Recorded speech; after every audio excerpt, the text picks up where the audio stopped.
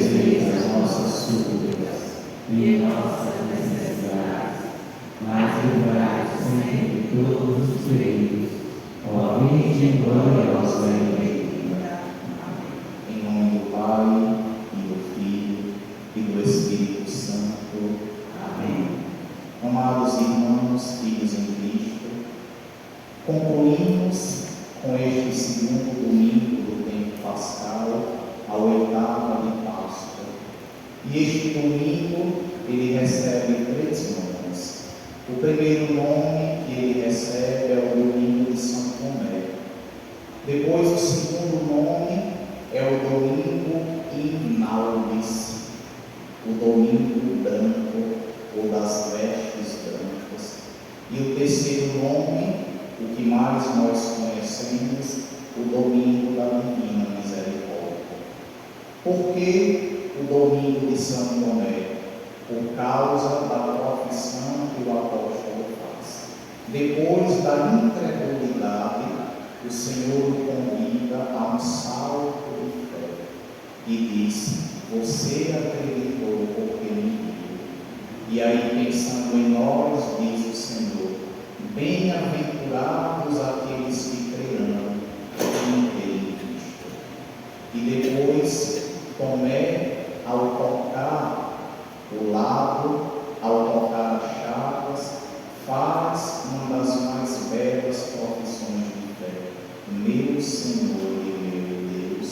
E nós completamos: eu creio, mas aumentai a minha fé. Meus queridos, quando nós olhamos para Tomé, nós não podemos restringir apenas a essa realidade da incredulidade, porque é uma fraqueza que todos nós passamos. E vejam que o Senhor não é severo com ele. O Senhor compreende a fraqueza dele e depois compreende também a realidade da dúvida. Todos nós, no início da nossa caminhada, nós temos uma fé frágil e nós também passamos pela experiência da dúvida. Mas, como Tomé, todos nós também devemos invejá-lo.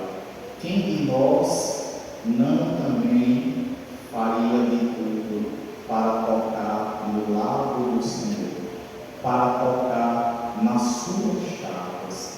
E nós temos a experiência deste toque quando nós recebemos os sacramentos, principalmente a Santa Eucaristia. Então, Tomé é convidado a um progresso na fé, a sair da realidade meramente experimental, palpável, factual, para uma realidade muito mais profunda, como é definida pela carta aos Hebreus. A fé é a experiência de acreditar naquilo que não se vê. Ou seja, nem sempre será claro as realidades espirituais e óbvias. E é por isso que a fé nos desafia tanto. Depois, o segundo domingo, que é chamado domingo Inalvis, ou domingo branco, devemos recordar o início da comunidade primitiva, lá no finalzinho do segundo século, quando os catecúmenos, aqueles que não eram batizados, recebiam na noite de Páscoa os 3 sacramentos, consequentemente também a veste branca. Vejam que a oração da coleta de hoje, nós dizemos que pedimos o batismo que nos lavou, o Espírito que nos regenerou, imagem da Crisma, e o sangue que nos redimiu, imagem da Eucaristia. Então, os adultos, os catecúmenos, na noite de Páscoa, eles recebiam a vida nova pelo batismo, eles eram fortalecidos e eles eram nutridos pela Eucaristia. vestia uma veste branca, imagem daquilo que acontecia com a alma que fora purificada, a alma que recebeu a brancura por causa da vida divina, que agora foi enxertada em cada um deles. E aí a veste branca era um sinal exterior da alma que estava purificada pelo Senhor. E eles tinham todo o cuidado para não danificar essa veste, para não manchar essa veste, porque durante 8 dias eles iam receber do bispo as últimas instruções. E o que é que o bispo falava? O bispo começava a desvendar o mistério por causa dos sinais. O bispo dizia: vocês recordam daquela água que recebeste? Aquela água é a imagem do Espírito Santo. Vocês recordam do óleo?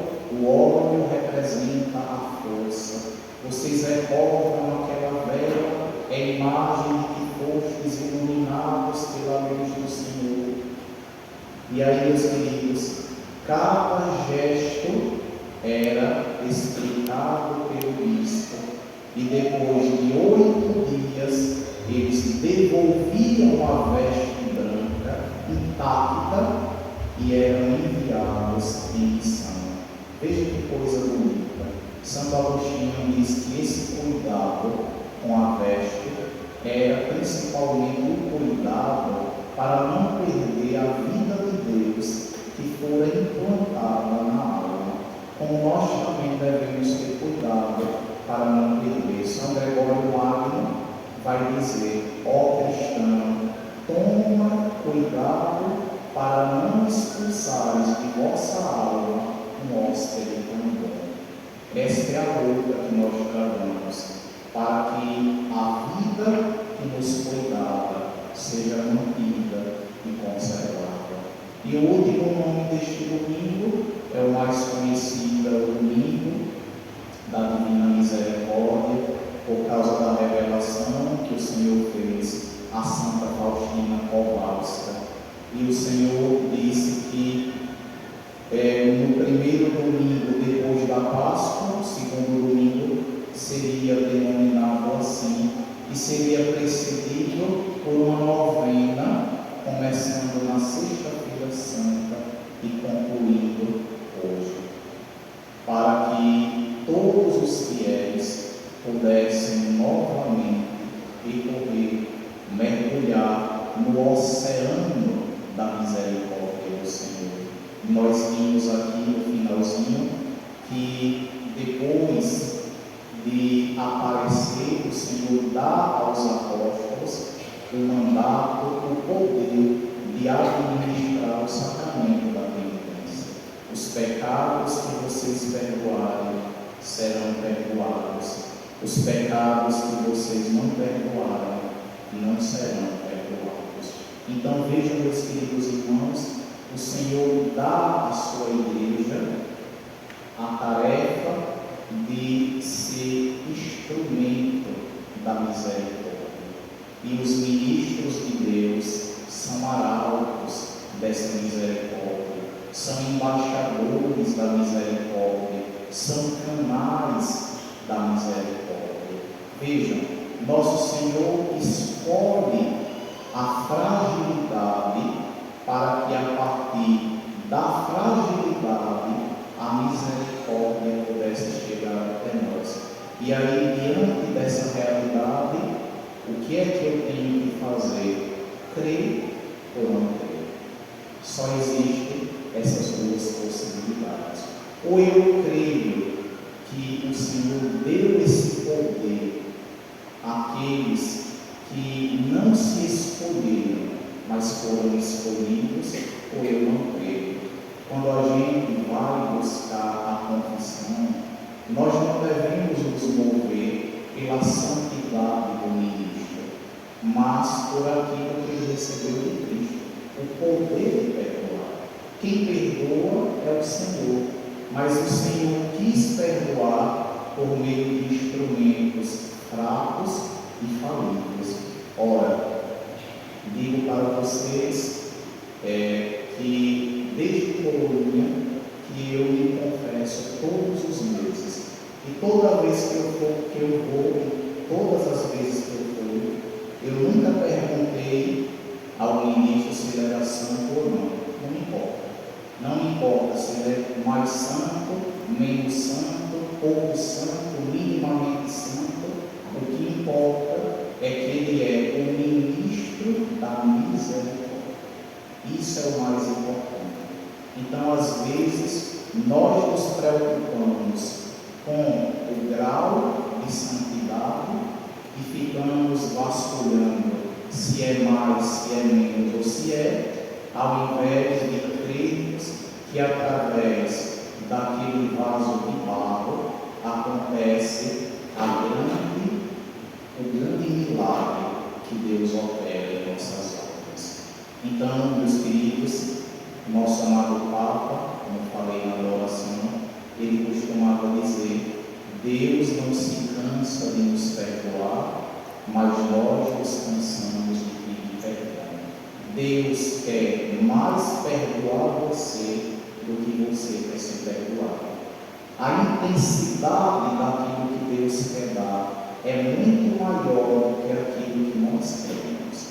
Então, não tenhamos medo, tenhamos coragem, porque todas as vezes que nós nos acorremos e diante do ministro de Deus, a gente se ajoelha e diz: tem piedade porque pequei, a gente escuta aquilo que Jesus diz aqui no Evangelho. O sacerdote diz assim: o Senhor vos perdoou os teus pecados, vai em paz.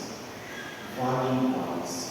Porque a paz do Senhor não é um sentimento. A paz do Senhor não é uma sensação de bem-estar. A paz do Senhor não é uma ausência de conflito. A paz do Senhor é estar em paz com o Senhor. E como é que nós estamos em paz com o Senhor? Quando nós estamos perdoados por Ele. Nos abrimos ao perdão que nos dá a misericórdia, da qual hoje nós falamos tanto. Então, não tenha medo e não tenha vergonha.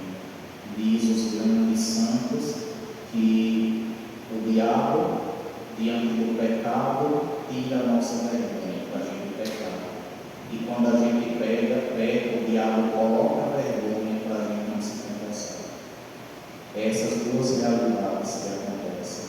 Não sejamos enterrados, mas aproveitemos para que nós também possamos experimentar essa paz interior que o Senhor tanto quer nos dar, e também como os apóstolos, diante dessa paz experimentada, a gente proclama para o mundo: eu vi